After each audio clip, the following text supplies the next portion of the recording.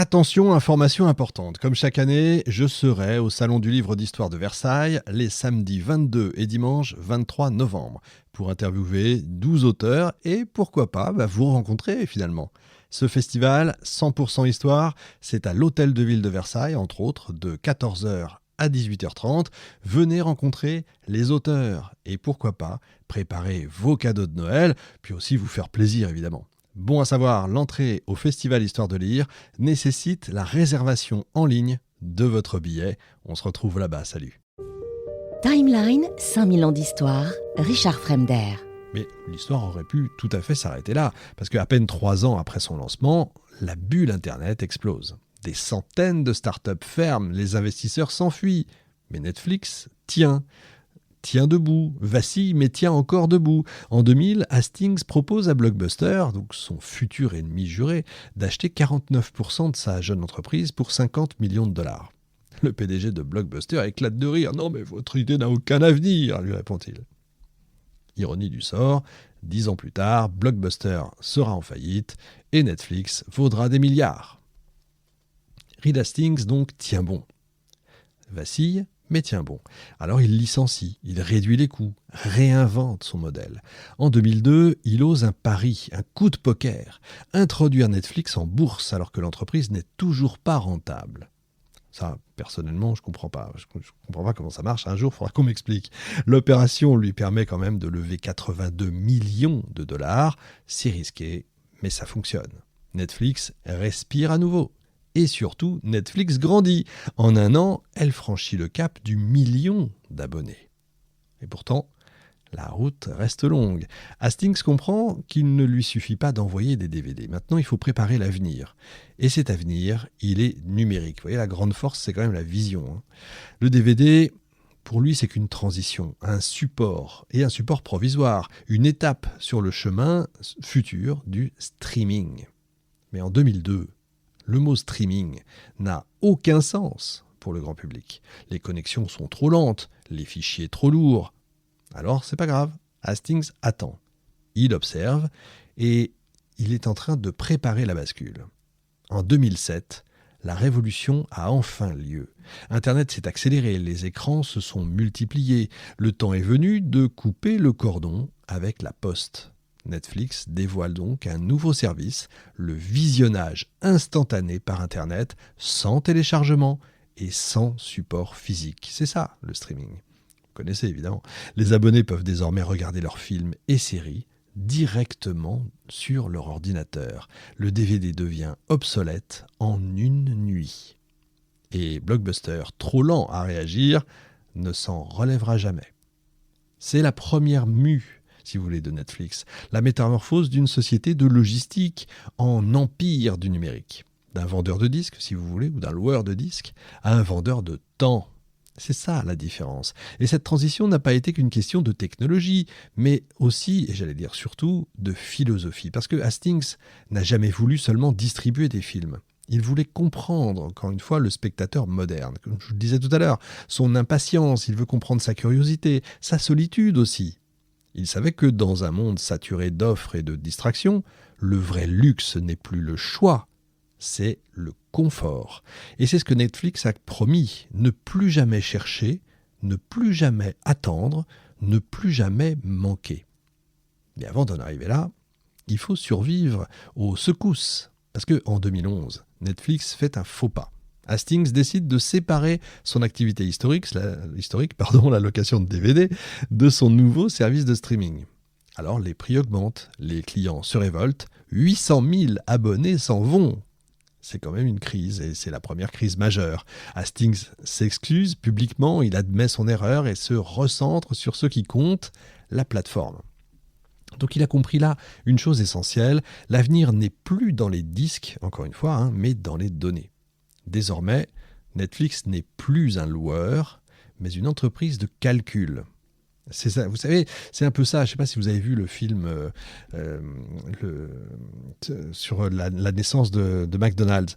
C'est quand le héros du film a plusieurs restaurants mais qui ne gagne pas assez d'argent. Il ne comprend pas pourquoi il gagne de l'argent et puis qu'une personne lui dit « mais vous n'êtes pas un vendeur de sandwich, vous êtes dans l'immobilier et c'est dans l'immobilier qu'il gagne de l'argent ». Là, c'est un peu la même chose. Netflix n'est plus un loueur, c'est une entreprise de calcul. Ces algorithmes apprennent, peaufinent, s'adaptent. Il repère les tendances, détecte les goûts émergents, recommande avant même que le spectateur ne formule un désir. C'est une horreur finalement quand on y réfléchit, mais bon. Et c'est là que tout change, parce que pour nourrir ces algorithmes, il faut des contenus. Et pour avoir des contenus, il faut produire soi-même.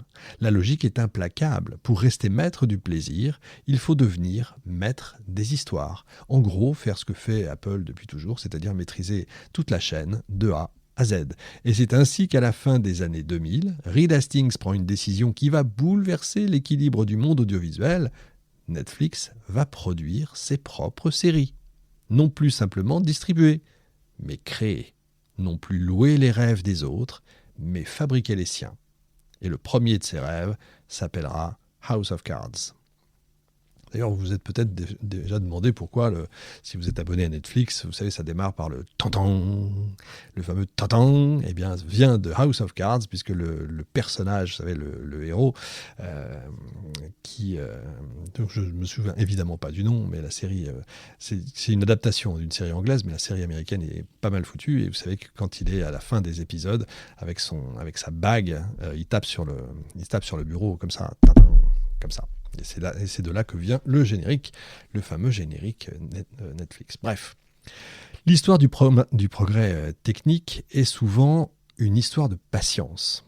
Les révolutions arrivent, et elles arrivent rarement en fanfare. Vous savez, elles s'installent doucement comme ça dans le quotidien jusqu'à devenir invisibles. Et c'est justement ce qui se passe en 2007, quand Netflix, presque discrètement, introduit une nouvelle fonction dans son offre. Le fameux visionnage instantané de films et de séries directement via Internet. Plus de DVD, plus d'enveloppe rouge, seulement un clic. Vous savez, je parlais d'Apple tout à l'heure, l'iPhone est né en 2007. Donc voilà, on est à la convergence de tout ça. À l'époque, peu de gens réalisent ce qui vient de se produire. Mais c'est ce jour-là, précisément, que la télévision bascule. Un basculement, quand on y réfléchit, aussi profond que celui de Gutenberg pour l'imprimerie ou de l'électricité pour les villes. Désormais, le flux d'images n'a plus besoin d'un support matériel. C'est dingue ça. Le cinéma devient dématérialisé, ubiquitaire, immédiat. L'image quitte l'écran de télé pour s'installer partout, dans les ordinateurs, les tablettes qui arrivent, bientôt dans les poches, le smartphone arrive vraiment avec l'iPhone et consorts, et avec elle, c'est tout notre rapport au temps qui est en train de se transformer. Pendant un siècle, regarder un film ou une série, c'était accepter une contrainte. Il fallait attendre l'heure de diffusion, se rendre dans une salle, subir la publicité. On vivait au rythme des programmateurs des chaînes et des distributeurs. Or, Netflix change tout ça. Pour la première fois, le spectateur choisit quand il regarde. On passe du statut de consommateur au statut de consommateur. Et donc, on choisit quand on regarde et surtout, on choisit combien de temps. Le streaming, c'est finalement la fin de la temporalité imposée. La fin de la grille des programmes, de la patience, de l'attente. C'est une liberté immense, souvenez-vous, presque vertigineuse, tout de suite. Mais cette liberté a un prix, parce qu'en supprimant l'attente, Netflix supprime une part du désir. Les débuts du streaming sont d'ailleurs hésitants. Les connexions sont lentes encore, les catalogues plutôt restreints. L'expérience, pour beaucoup, est très frustrante. On regarde quelques minutes et puis la vidéo s'arrête pour, vous savez, le fameux buffering. Vous savez, c'est la roue qui tourne et puis on attend. Qu'est-ce qui se passe ? Oui. Mais Hastings, lui, il s'en fout. Il voit plus loin. Il sait que la technologie finira par suivre. Et il n'a pas besoin d'aller vite. Il a juste besoin d'être prêt quand le monde et quand la technologie le sera. Et peu à peu, les fournisseurs d'accès améliorent les réseaux. La vidéo devient fluide, naturelle, confortable. En 2010, Netflix passe un cap symbolique. Plus de la moitié de ses abonnés regardent désormais les contenus en streaming plutôt qu'en DVD. La mue, cette fois, est accomplie. Et dans le même temps, un autre acteur gigantesque est en train de chanceler, le fameux blockbuster. L'enseigne bleue et jaune ferme, elle, des centaines de magasins. Son modèle basé sur la rareté et la pénalité s'effondre face à la promesse de Netflix. Regardez autant que vous voulez, quand vous voulez. L'illimité, si vous voulez, c'est l'arme absolue. En 2010, Blockbuster se déclare en faillite. La revanche est totale. Reed Hastings va pas s'en vanter, il n'a pas tué Blockbuster. Il va dire un jour, ce sont ses clients qui l'ont quitté. Mais ce que Hastings comprend mieux que quiconque, c'est que le streaming ne se résume pas à un nouveau mode de distribution. C'est un nouveau régime du temps. Parce que désormais, le spectateur n'attend plus que le monde lui propose un film. Il va naviguer dans un océan d'images et tout ça sans fin.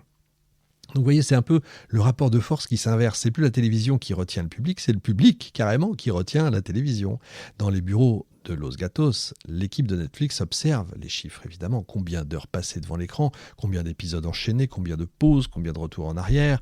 Tout ça est mesuré, analysé, interprété par les nouveaux venus, vous savez, ceux qui s'occupent des statistiques, etc. Donc c'est pareil, ce sont des nouveaux métiers qui sont en train d'émerger, d'arriver. Timeline, 5000 ans d'histoire, Richard Fremder.